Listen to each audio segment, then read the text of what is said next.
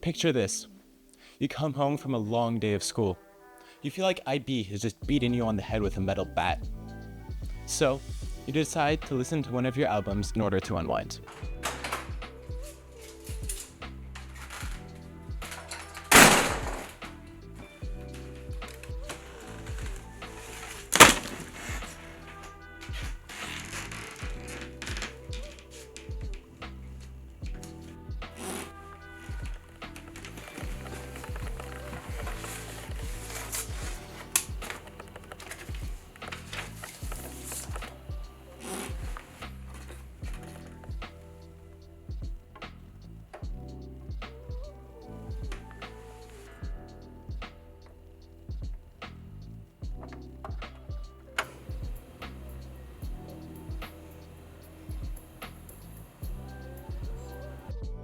If you're a nerd like me who loves statistics, you might think to yourself, how long have I spent listening to these albums?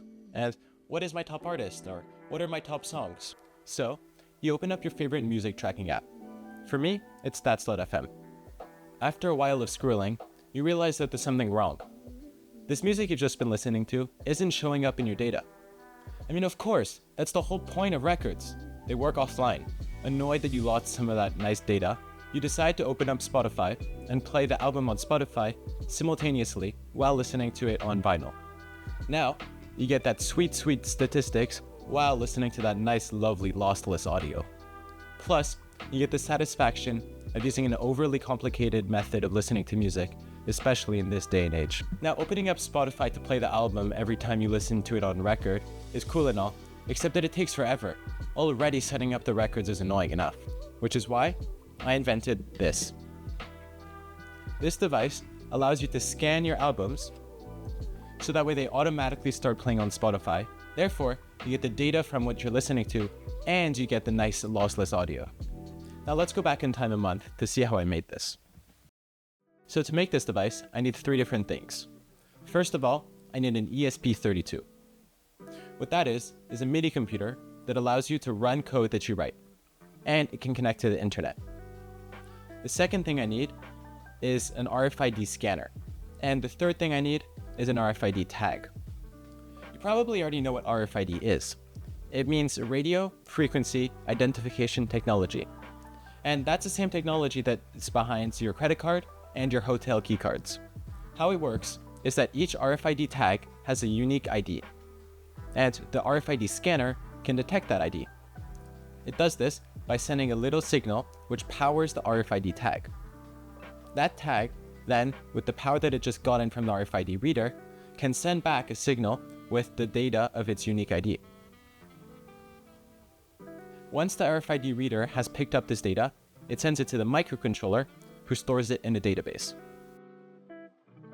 Now, I need a way to easily tell the computer which tag belongs to which album, so I started coding a website to do this. Then, I realized I actually have no idea how to code a website, so I went and got my brother to do it for me. Nothing a little bit of bribery can't fix. For legal reason, that's a joke I did on paper, brother. He did that with the kindness of his heart. This is the front page of the website, and I have to say, he did an amazing job. It looks fabulous. Now on this website, you see a list of all the different tags that you've scanned. You select the ID of the tag that you want to define, and then it allows you to search through all of Spotify's albums, and you pick which album corresponds to which tag. This works by sending a call to Spotify's API. What an API is just a piece of code that allows you to interact with other people's applications. On Spotify, each album has its own specific ID. Let's take this example. You want to search for the song Never Gonna Give You Up. So you send Spotify a message saying, give me all the songs that start with Never Gonna. Then, they'll send back to you a message with 10 different songs starting with Never Gonna. And each of these songs has their own specific ID. Then, the user sees all of these songs in a list, the list that you saw before. And then they just click on whichever one they want, and the program saves that specific Spotify ID into its database and associates it with the tag. The website can automatically detect if it's already seen that album ID or not. If it hasn't already seen the ID, then it allows you to select which album you want from Spotify. if it has already seen the ID, then that means you've already given it an ID, and it just starts automatically playing the album on Spotify. Now that you know the theory behind how everything will work, it's time to assemble the thing. One movie magic later, and here it is.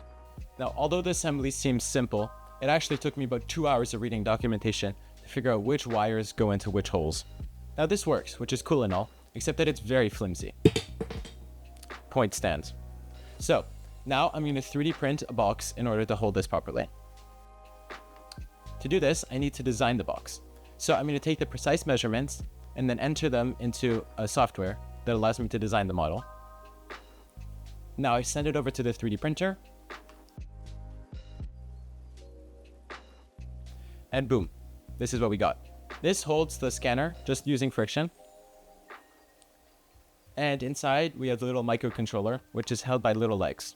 Here's the model I designed. You can see at the bottom there's these long legs, and through those legs I put the microcontroller as they have little holes, and it kept it in place. And on top there's smaller legs which hold the RFID reader. Now all I need to do is write the code so that way this lump of electronics is more than just a pile of silicone. Hooray!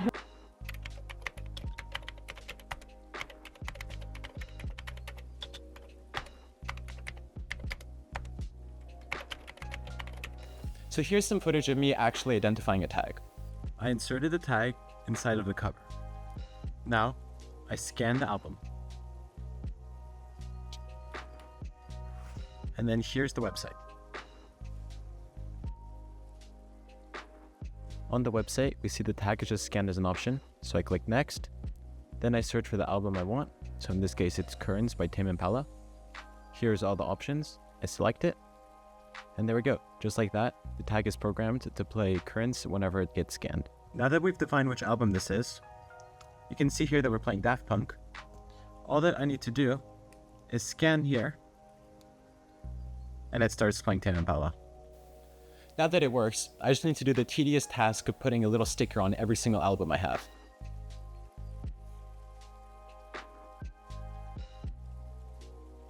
Thank you so much for watching, and please consider subscribing.